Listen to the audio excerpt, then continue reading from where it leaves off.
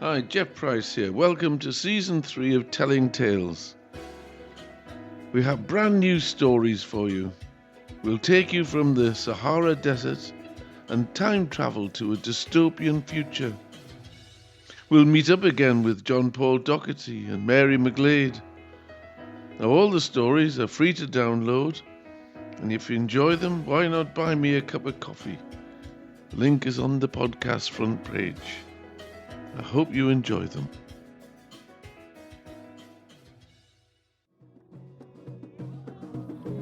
The following story was prompted by a memory that came back after over 50 years of a trip I took to Morocco when I was 22.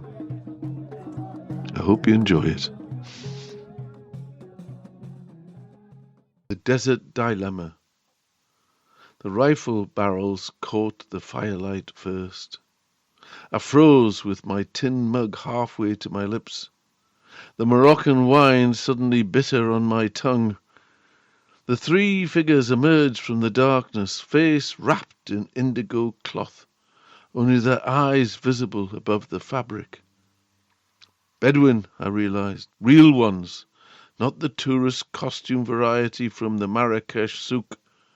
Each carried a long rifle, weathered wood and dull metal that spoke of practical use rather than ceremony.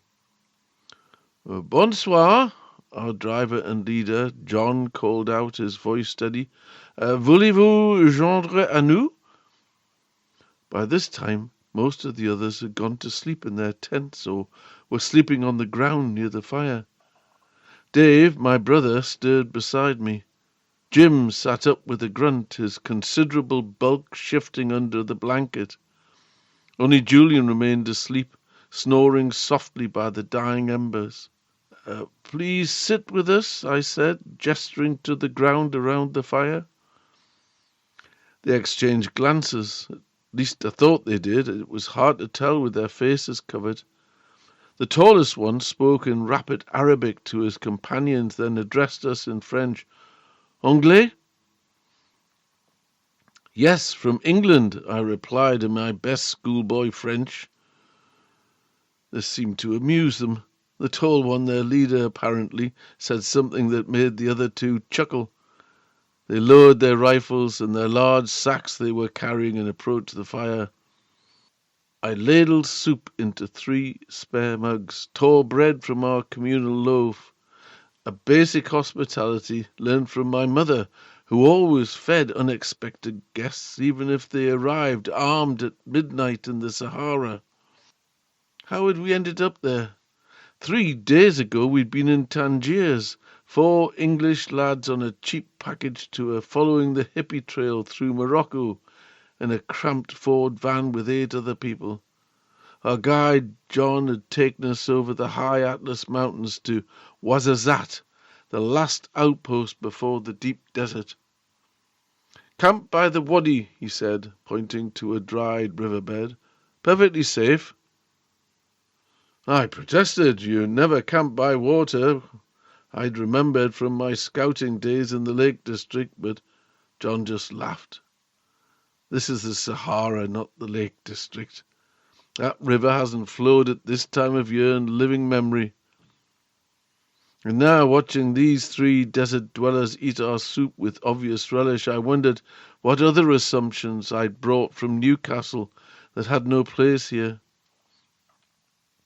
The wine and the hashish we'd shared earlier had mellowed the edges of fear. The tall Bedouin introduced himself as Hamid, the other 2 as his cousins, Yusuf and Mohammed. We spoke in French. They were more fluent than I was, switching effortlessly between Arabic amongst themselves and French with us. We live in the mountains, Hamid explained, pointing towards the dark bulk of the high Atlas. We mine quartz crystals. There's a French dealer in Ouarzazate who buys from us. Did you see gold? Dave asked, suddenly interested. No, just crystals, beautiful ones. The French prize them highly. Ahmed opened one of the large sacks they had placed behind them and showed us a large chunk of blue crystal quartz. They were miners, I realized, probably working claims their families had held for generations, following seasonal patterns as old as the mountains themselves. 3 times a year, they told us, they made the trek down to the town, carrying their harvest of gemstones to market. Tomorrow we go into Ouarzazate to sell our crystals, Yusuf explained. This time it is a good crop. We've been arguing all the way from our camp about what to do with the money. But I'm curious to know what you think. About what? I said. Well, we have enough money saved for 2 things. Either we buy a camel or we arrange a marriage. Which do you think would serve us better? The question hung in the air like smoke. Dave and Jim exchanged glances. This wasn't hypothetical. They generally wanted our advice on this major life decision. A marriage? Dave asked carefully. Yes, there's a woman in our extended family. Her father and I have been negotiating. She would help with cooking, fetching water, looking after our camp. The 3 of us would share the bride price and benefit from her labor. Hamid spoke matter-of-factly, as if discussing any other business arrangement. But she's a person, I said, not property. This sparked another animated discussion amongst the 3 in Arabic, and finally Hamid turned back to us. Well, of course she's a person. That's why it will work. Her family need the bride price. They have debts. We need help. She gets security and can marry one of us, and as a married woman would have status in our tribe. Everyone benefits. He paused. It's business, yes, but it's also a partnership. I tried to process this. In Newcastle, marriage was romance, love, personal choice. Here, it was economic survival, mutual benefit, family negotiation. Neither was really wrong or right, exactly, but they occupied different moral universes. Tell us about the camel, Jim said diplomatically. Yusuf brightened. A camel would be invaluable, strong enough to carry 3 times what we carry on foot. It would cut our travel time, allow us to work claims farther from town. How many camels do you keep in England? Mohammed asked suddenly. None, I said. Well, only in zoos. What is a zoo? I explained the concept. Animals in cages and people pay money to look at them. The 3 men stared at me in amazement. You pay money to see animals in a prison? Hamid asked, incredulous. Well, it's not quite like a prison. But animals roam free everywhere, Yusuf said, gesturing to the darkness around us. Why would you cage them, just so you can look at them? Education? Dave offered weakly. Yeah, Hamid nodded solemnly. You English have strange customs.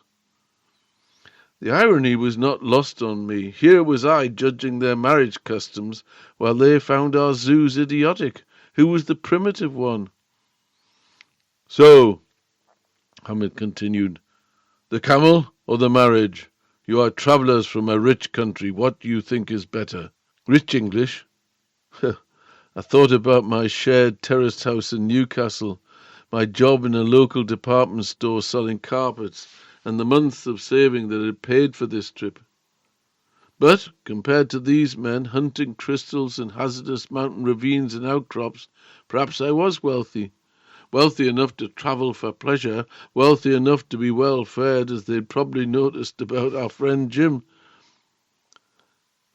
The camel sounds practical, I said finally. Really? Hamid said, looking surprised. But a wife means sons eventually, sons to help with the work. A camel only provides labor. Sons require feeding, Mohammed pointed out. Camels graze. But sons grow strong and capable. Camels age and die. The arguments from the journey from the mountains began to play out again. They were thinking in decades, I realized. generational planning, investment in the future of their bloodline, not just immediate profit and loss. What does the woman want? I asked. Another burst of Arabic discussion. She wants marriage, Ahmed said. A family of her own, security, the same things we want. But she doesn't get to choose which husband. Her father chooses one for us, yes, but he knows us well, knows we are honourable men. She knows us too. She's related to my cousin's wife.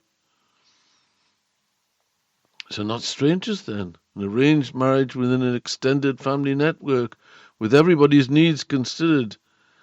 It still felt wrong to my Western sensibilities, but less alien than buying a bride from a market. The camel, Dave said suddenly. Definitely the camel. I looked at him sharply. Dave was like my father. It was always about money, practical economics, not emotion. Why? Howard asked. Because you're young, Dave said. Buy the camel now, make more money later when you're established, then think about wives. The three Bedouin considered this solemnly. It made sense in their world. Business first, family second. Build the foundations before adding dependence. Also, I added, warming to the theme, a camel you own outright. A wife, she has her own thoughts, her own needs, more complex to manage. True enough, Yusuf agreed. A wife will argue. A camel may be bad-tempered, but it only needs grass and water. We sat for a while in companionable silence, watching the fire burn down. The desert night was vast around us, cold and clean and full of stars I'd never seen in Newcastle, where only the brightest shone through the smoke and the fog. These men lived under this sky every night, navigated by constellations, measured time by seasons. So what did I know of their lives? What qualified me to advise them on anything? In England, Mohammed said suddenly, how many wives may a man take? You're only allowed one, I said. All three looked puzzled. Only one? But what if she dies? What if she falls ill? What if she can not bear sons? Then you're unlucky, I suppose. How strange, Mohammed murmured. A wealthy nation permits only one wife. A poor country allows many wives if you can afford them. The world seems backwards sometimes. And maybe it was. Maybe everything I'd assumed about progress, about civilization, about the natural order of things was just a cultural accident. These men weren't primitive, they were adapted, perfectly suited to their environment, their challenges in their world. I was the exotic one here. I was the curiosity. We'll consider the camel carefully, Mohammed said, rising and brushing sand from his robes. Perhaps you're right. Business before family. They prepared to melt back into the darkness. Wait, I called. Where will you sleep? They pointed towards the dunes. The stars make a fine roof. The sand softer than any mattress. Stay here, share our fire, I said. He smiled. I could see it in his eyes, even with his face covered. You are generous men, but no. They picked up their heavy bags of quartz and left us as quietly as they'd come. Three shadows merging with the greater shadow of the desert. I heard their voices in the distance, probably laughing at our strange foreign ways. Dave poked the fire with a stick, sending sparks spiraling upwards. Do you think we give them good advice? He asked. I thought for a moment, looked up at the Milky Way, clearer here than I'd ever seen it. I don't know. We don't know anything about their lives, really. But the camel makes sense economically, Dave added. Maybe. Or maybe we just projected our values onto their situation. Maybe a wife might have been better, more human connection, family, purpose beyond just gathering crystals. Maybe we're just overthinking it. Later, lying there under that immense sky, I couldn't shake the feeling that I'd learned more from them than they had from us, about different ways of living, different definitions of wealth, different approaches to the fundamental questions of life. In Newcastle, I'd been certain about so many things, right and wrong, progress, backwardness, civilization, and primitive, but now, warmed by a fire in the Sahara, advised by armed strangers who lived by entirely different rules, those certainties seemed insubstantial. Tomorrow we drive back towards civilization, back to the world of small choices and small horizons. But tonight, under the stars, everything seemed possible, even buying a camel or a wife. The end. Thank you for listening to Telling Tales. If you enjoyed this story, please share with your friends. If you have any questions, then there's an email link on the front page. See you next time.